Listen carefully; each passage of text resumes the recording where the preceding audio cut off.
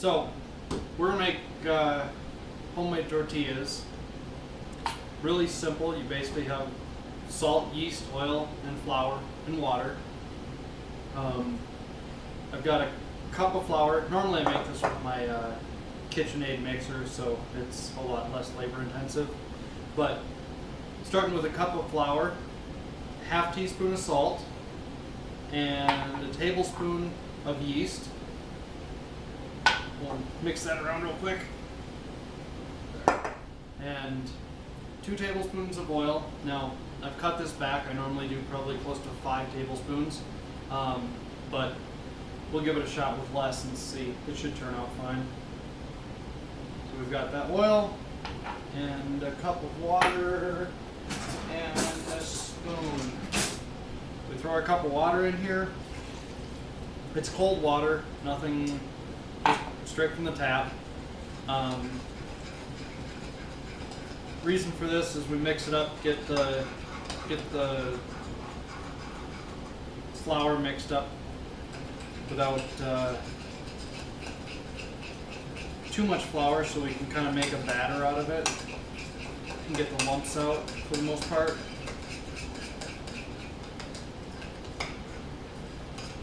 Which will make adding our other 2 cups of flour easier. Just add a little bit at a time.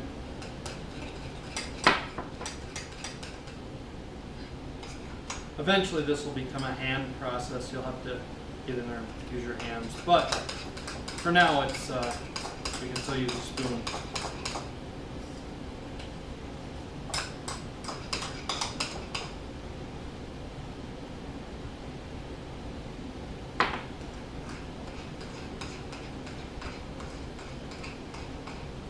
I think we're getting close to that hand point where we have to knead it. I'm not sure if kneading it in this bowl is going to work very well because it's pretty tall. I might have to get the cutting board out, or maybe I'll just do it on the counter. We just washed the counter. As I said before, I'm a neat freak. Clean freak, neat freak. No, not really neat. Clean. Yeah, I think that's the end of the spoon. Now we get our fingers dirty. The rest of the flour goes in. And kind of start mushing it around.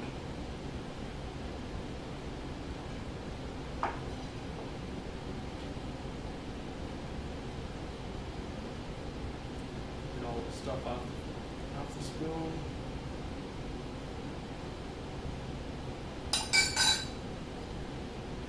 And there we go.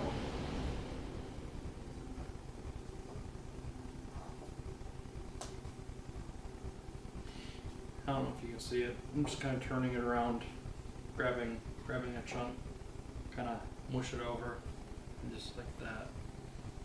And just kind of work it into itself. Kind of push it down into a patty of sorts and fold it over. And just keep doing that, it'll work the flour in.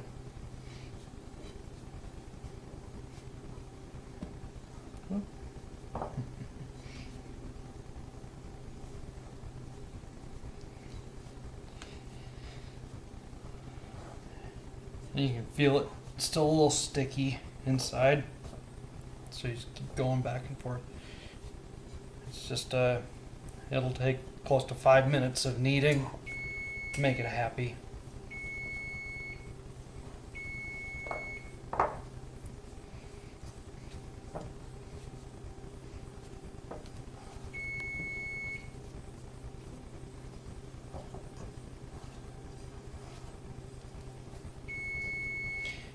And that happy noise in the background is the corn getting done.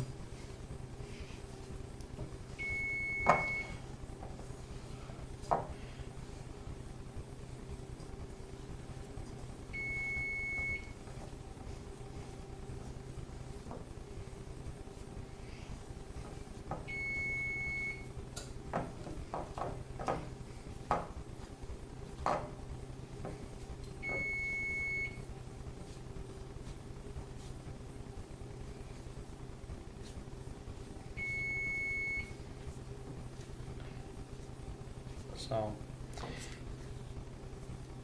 that's basically making dough by hand. I like the mixer much better, but it's kind of fun too, sitting and playing with it. Still a little sticky, so we'll have to get some more flour into it.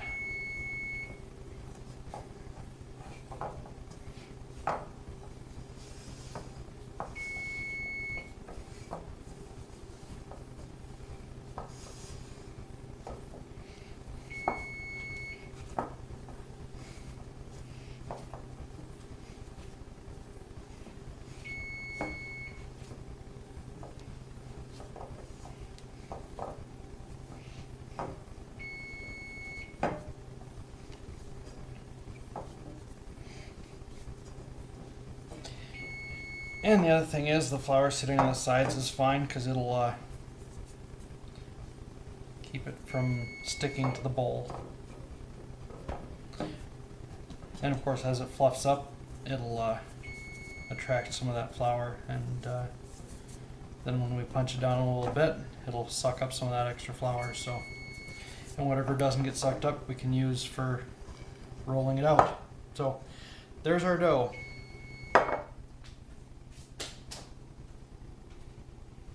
And then take this, cover it up, let it sit for about a half hour, and we'll play with it again. Our dough's had a while to rise. I actually took it and made it into little balls already. They're basically the dough that I made 8 balls. So basically cut it in half and then cut each of those in half and then cut each of those in half. So we have a little bit of flour just to keep it from sticking. We'll roll it out. I usually press them first.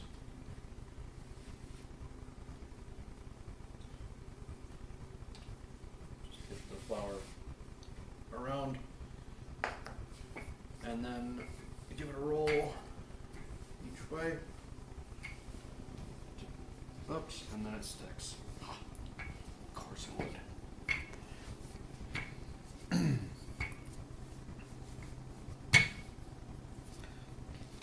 End up with a nice, mostly round shape. You can kind of fix it up with your fingers if you want, but basically there it is. Yep. Take it over here, throw it in a pretty hot pan, and it sits for about 20 seconds or so, 30 seconds, and then we flip it over. Some people use tongs and everything else to mess with it, but I don't know. I don't see the point. It's not that hot. You just kind of scoop it out. You're not touching the pan, so. But if you feel the need, you can find some mechanical thing. Chopsticks would be fun.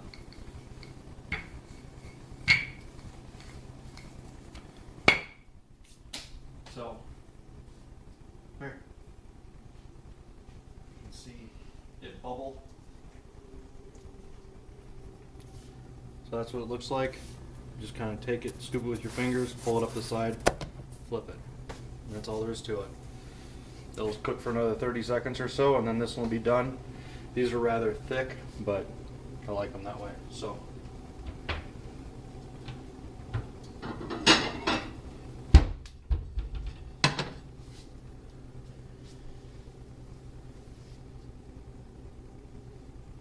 And there's no real secret time or anything else, just let it cook. Some people take it and mush out the air so it cooks evenly. I don't think it matters. I mean, it's still hot, and it's got the hot air, steam, whatever, inside of it. And when you push that out, it probably releases some of the moisture, so then you end up with dry tortillas the next day. But you can see it already browned up good. So there's that. And then another one. While that one cooks, I'll roll out another.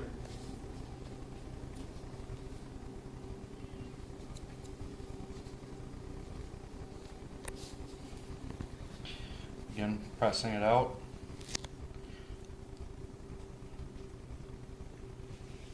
swirl that around so you get not a big pile right in the middle.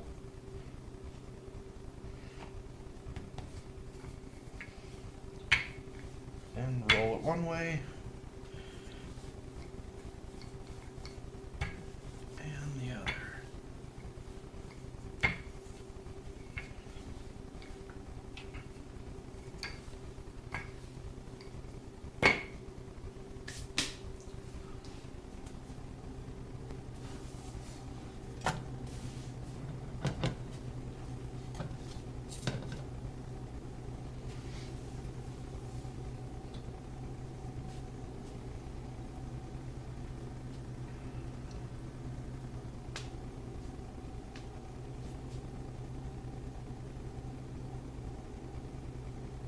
Just slightly more exciting than watching grass grow.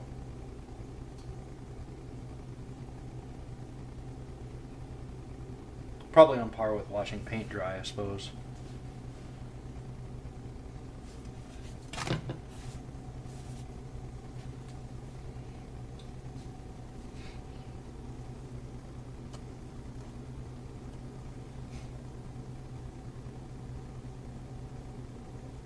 Can be fun.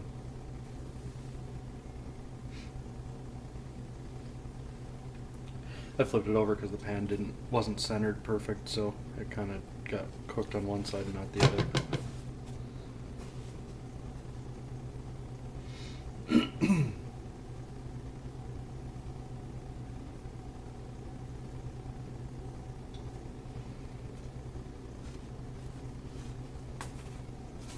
So there we are, another tortilla.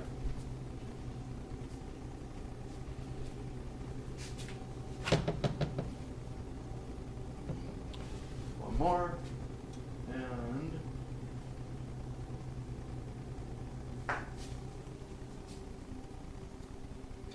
now you might be wondering what happened to the other 4. Did say we made 8. Well, I decided to eat some before doing the video. Should have done that. So 4 of them have already been eaten.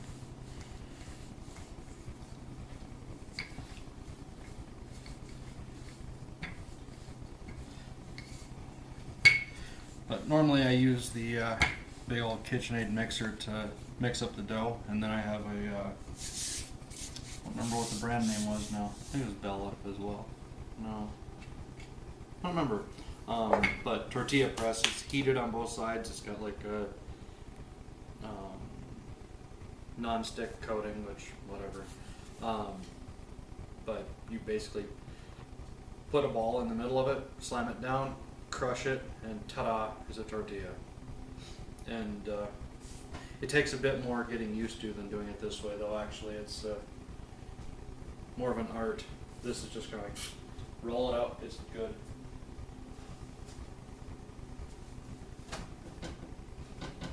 Because with the press, when you push it down, if you push it too hard, it explodes. If you don't push it hard enough, you get a weird shape. It's whatever. So, but there, our tortillas. So we'll be eating these tomorrow. And I think that's it. Bye.